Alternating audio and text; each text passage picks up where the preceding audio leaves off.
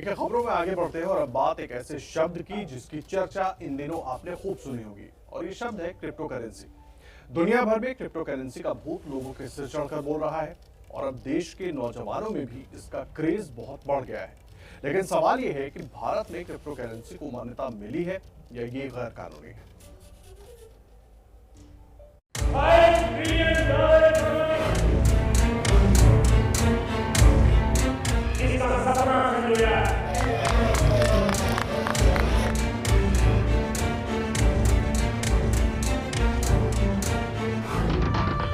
तो new India के लिए सरकार ने अर्थव्यवस्था का जो टारगेट रखा है, क्या उसमें क्रिप्टो करेंसी भी शामिल होगी या नहीं? इसी सवाल का जवाब जब तक नहीं मिलता तब तक देश में क्रिप्टो करेंसी का भविष्य अंधकार में है। हालांकि भारत सरकार ने क्रिप्टो करेंसी पर अब तक बैन नहीं लगाया है, लेकिन अप्रैल 2018 में आरबीआई ने क्रिप्टो करेंसी में डील न करने और क्रिप्टो व्यापारियों को सुविधा न देने का सर्कुलर जारी किया था। लेकिन मार्च 2020 में सुप्रीम कोर्ट ने आरबीआई के सर्कुलर को निरस्त कर दिया था। फिर इसी साल मार्च में सरकार ने कंपनियों के लिए क्रिप्टो करेंसी में निवेश और व्यापार का खुलासा करने को जरूरी बना दिया है।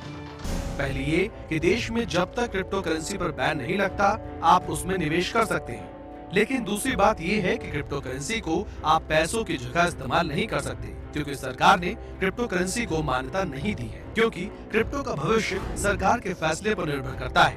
हालांकि भारतीय बाजार में WazirX, coin switch, coin DCX जैसे अनेकों ऐप्स हैं, जिनके जरिए आप अलग अलग क्रिप्टो करेंसी खरीद सकते हैं।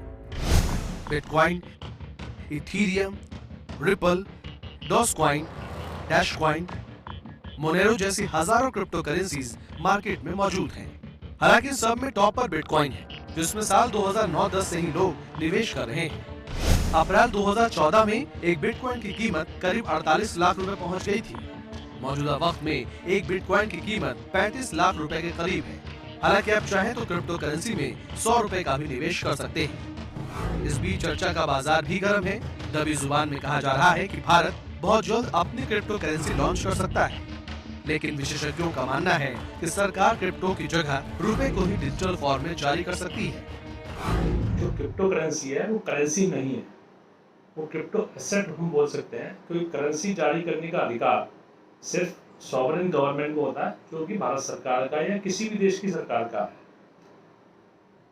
जो भारतीय सरकार जारी करेगी वो ई रुपी जारी करेगी और ये रुपी का ही इलेक्ट्रॉनिक फॉर्म होगा। तो ये ई डिजिटल जो करेंसी होगी वो इसको क्रिप्टो करेंसी हम नहीं कह सकते, क्योंकि इसमें दूसरा खास अंतर क्या होगा कि जो ई रुपी है उसका पूरा का पूरा कंट्रोल भारत सरकार के पास रहेगा, यानी आरबीआई के पास रहेगा, जबकि क्रिप्टो करेंसी का जो आविष्कार हुआ है वो इसी कंट्रोल को खत्म करने के लिए हुआ है। हालांकि जो लोग क्रिप्टो करेंसी के व्यापार से जुड़े हैं, उन्हें अब भी उम्मीद है कि देर सवेर भारत सरकार क्रिप्टो को मान्यता जरूर देगी, क्योंकि क्रिप्टो ही भविष्य की करेंसी है।